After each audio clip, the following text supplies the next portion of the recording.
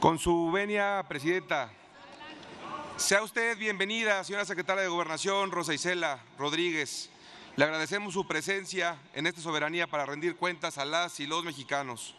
Agradezco su intervención, la hemos escuchado con atención, pero también tenemos la obligación de contrastar lo dicho con lo que viven las y los mexicanos todos los días. Porque en este informe se nos habla de soberanía, de seguridad y de derechos humanos. Se nos habla de programas sociales, protocolos de protección y coordinación institucional. Pero en la calle, en algunas fronteras, en los territorios, la realidad es otra: violencia, desapariciones e impunidad. Aquí hablamos de programas y estrategias. Afuera, la gente habla de si puede salir segura de su casa, de si encuentra justicia cuando es víctima de un delito, de si el Estado responde cuando más lo necesita. El gobierno presume que México mantiene una relación de respeto con Estados Unidos, incluso frente a presiones arancelarias. Nadie niega la importancia de esa relación. Pero ¿de qué sirve hablar de soberanía en foros internacionales si en nuestras comunidades los pueblos originarios siguen siendo despojados y marginados? Se celebran inscripciones en la UNESCO como si fueran triunfos, pero en la vida diaria de esas comunidades nada cambia. Siguen sin servicios básicos, sin acceso a la justicia, sin voz efectiva en las decisiones que afectan a sus territorios. Y lo más grave, la CNDH bajo Rosario Piedra ha sido ineficaz. Su periodo fue ampliado en 2024 pese a críticas y sin resultados verificables. Hoy, los pueblos indígenas siguen sin una defensa real. Lo mismo ocurre con la migración. El informe presume el programa México te abraza con 86,000 beneficiados. Pero esas cifras, a mi punto de vista, están infladas. Fueron trámites y apoyos monetarios, no una política integral. Mientras tanto, la realidad es dolorosa. 268 migrantes desaparecidos solo en los primeros 5 meses de este año. Secuestros en Chiapas que incluyeron a niños y niñas.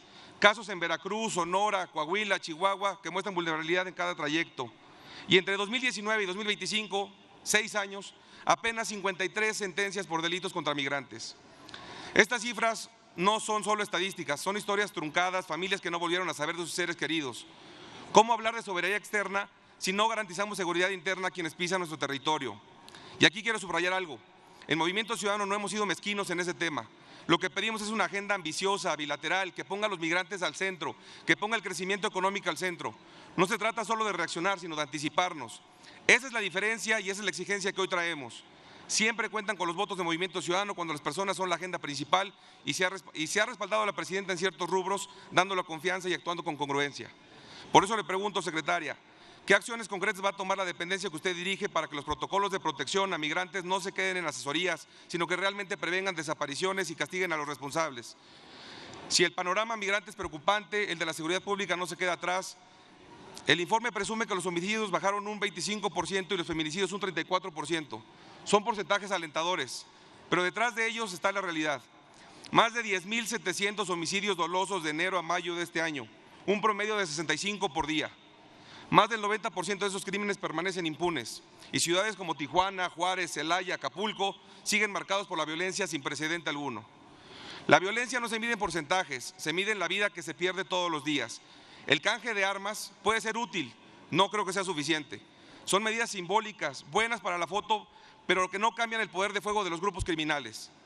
Cuando hablamos con la gente allá afuera, donde sucede la vida real, nos dicen lo mismo.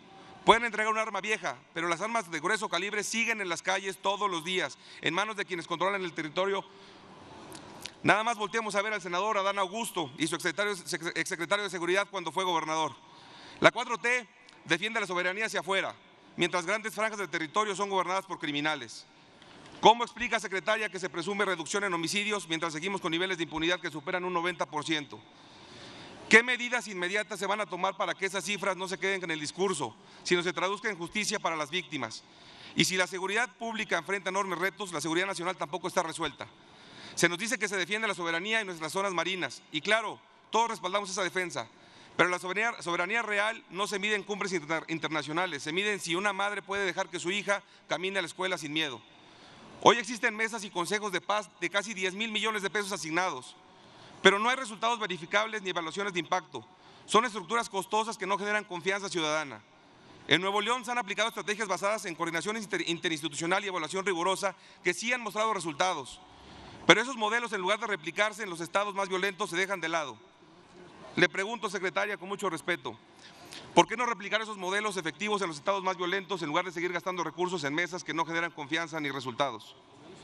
Y no podemos hablar de seguridad y soberanía sin hablar de la herida más dolorosa de México, las desapariciones.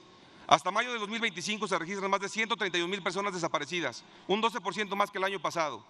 Familias enteras que buscan en soledad, que enfrentan trámites interminables y que no encuentran en el Estado el respaldo que merecen. Esas familias no necesitan discursos, necesitan resultados. Y junto a la crisis de desapariciones está la de adicciones. Se presume que campañas por la paz y contra las adicciones llegaron a más de 8 millones de personas, pero no existe un solo indicador que demuestre si realmente reducen el consumo o la violencia. ¿Cómo se mide una campaña? No en los volantes que se imprimieron o en cuántos spots se transmitieron. Se miden si un joven dejó de consumir drogas o si un barrio recuperó la paz. ¿Qué indicadores concretos se van a utilizar para medir el impacto de estas campañas? Porque sin resultados medibles, todo se queda en propaganda. Señora secretaria, los datos que hoy comparto no son para polemizar. Los mexicanos no medimos la soberanía en discursos internacionales, hablamos de hechos diarios. Reconocemos los avances que se presentan en lo social, pero lo que falta no se resuelve con frases ni con porcentajes. Lo que falta es garantizar seguridad, justicia y soberanía en cada rincón del país. Y esa es la gran deuda que sigue pendiente.